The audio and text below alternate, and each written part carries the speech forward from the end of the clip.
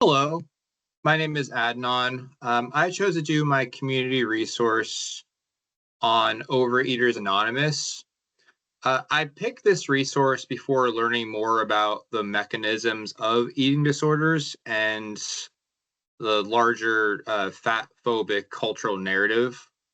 However, this is a relatively well known resource. It's a 12-step program and is at least worth learning about a little bit just because it is kind of well known.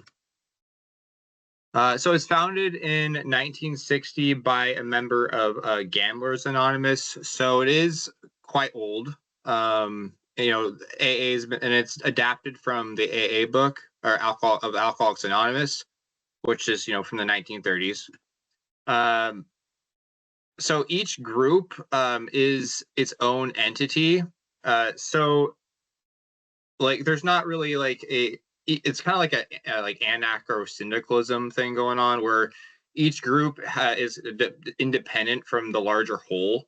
There are like intergroup and national service boards, but like one group could have a particular culture, or one meeting could have a particular culture that's completely different than another meeting, which could be cause some problems because one group could be really helpful and another group not so helpful. So if you were to go to a meeting, there's no experts there. It's basically a secretary who basically reads the preamble, and then each person shares independently, meaning that if someone shares, you're not supposed to do crosstalk, meaning you're not supposed to talk about something they said. There's or like give them advice or anything like that. So there's 6,500 OA groups. So it's relatively a big fellowship in 75 countries.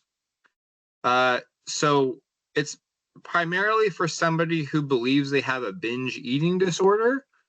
It does welcome people who suffer from bulimia or anorexia, but there are other 12-step fellowships for that. So the preamble is read at the beginning of every meeting. So it says, we of Overeaters Anonymous have found in the fellowship a way to recover from the disease of compulsive overeating. In OA, we have no program of diets and exercises, no scales, no magic pills. What we do offer is far greater than any of these, a fellowship in which we find and share the healing power of love. So what is abstinence in OA? Obviously, 12-step programs are abstinence-based programs for substance use. So this is where it gets kind of hairy, and there's a lot of fat phobic narratives in this. So it's the act of refraining from compulsive eating and compulsive food behaviors while also working towards and maintaining a healthy body weight. So we got both, healthy body weight, healthy weight. So that's like, right? That's not good, right? So, so there's some fat phobic, rhetoric in here. But it's and then also you're supposed to identify a trigger food that creates like a compulsion or binge eating, and then also develop a plan of eating which is supposed to be different than a diet, but obviously that could also cause some problems. So the 12 steps of Overeaters Anonymous. So the first step, we admitted we were powerless over food, that our lives have become unmanageable. And one of the criteria for a binge eating disorder is this feeling of loss of control. And, that could feel like powerlessness. Then the second step is about, so this first step, the primary spiritual principles of this are, acceptance and also honesty.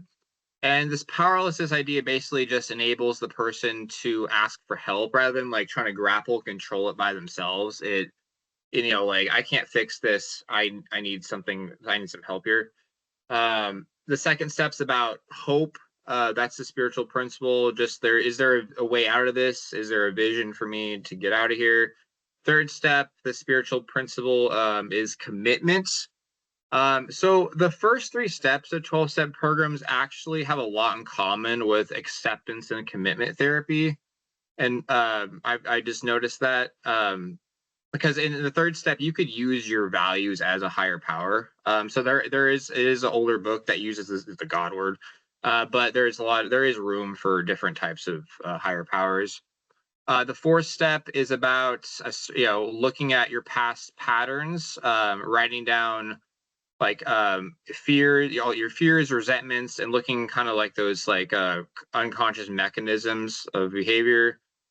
6 and 7 is where it kind of uses a narrative therapy where you externalize things about yourself that you want to work on. Um, and so you can work on it from a different perspective, like outside yourself a little bit. And then there's the rest of the steps, and then there's step 12. So 12-step programs are very service based.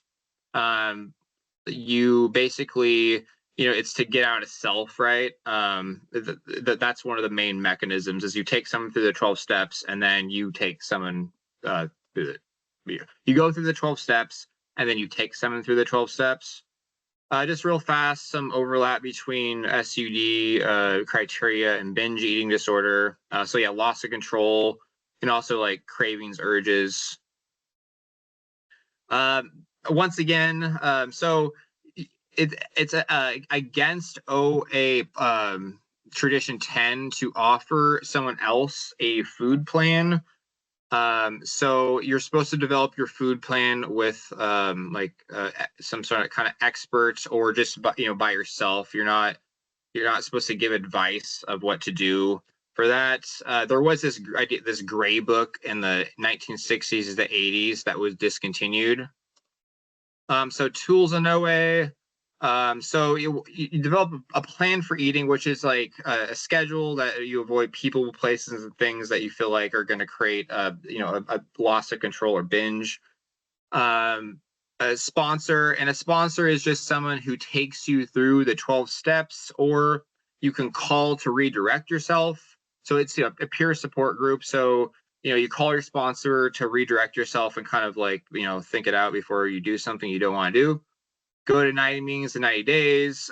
So lots of writing, like self-reflection, and also obviously service. So how to start an OA. There's an OA screener on the website that asks some questions about whether or not you feel like you have a binge eating disorder. So there's seattleoa.org. There's also oa.org if you don't live in the Seattle area. So you would go to a meeting, get a phone list, get a sponsor. You would ideally call someone off the phone list every day, or go to 90 meetings in 90 days. Find a service position, work the 12 steps. So lots of problems in OA though. There's like a lot of fat phobic rhetoric. So there is this tension between healthy body weight, but and then also compulsion. So 12 steps are for like designed for more compulsions, not really like healthy body weight, which could get really scary really fast probably. So yeah, larger fat phobic narrative, moralizing food. So also there's the potential to develop an eating disorder. There's high levels of internalized weight bias, which may cause someone to prioritize weight loss over other recovery matters. So it's based on the AA book, which was developed in the 1930s by straight white men. So this may not connect with females with eating disorders. There is some, it's developed for straight white men in the 1930s. So obviously this idea of the higher power could, people may not relate to that. There is the potential to reinforce guilt and shame around eating, because if you relapse, that kind of thing. It's not evidence-based. Mostly, I mean, it's hard to do empirical research on 12-step groups in general, just because there's outside of a treatment center, just because of anonymity. And it's just hard to do that kind of research. There was some accounts of inpatient facilities using OA to some success in like Spain and Israel and some other places. Some benefits of OA. So it reduces isolation. It uses a Jungian approach, which it's kind of interesting. Like the founder of AA they wrote back and forth with Carl Jung. It was heavily influenced by Carl Jung. So it can be integrated into different treatment modalities. Probably not as a main event, but it could offer peer support if to somebody who maybe is already familiar with the 12-step group. Like I said, they use the AA book, so they're talking about alcohol in a meeting designed for binge eating, so that could be a little confusing. So you would go to the seattleoa.org. So I actually went to a meeting. There was about 15 people there. So it was pretty big. Also on Seattle OA, there are numbers actually like under each meeting that you can call before you go if you're feeling nervous or you want some support right off the bat. Or if you don't live in the Seattle area, there's oa.org. So obviously this is a more controversial resource, but I feel like it should open up some interesting discussion about fat phobia. Or is this a resource that could be useful? Want your thoughts? Thank you.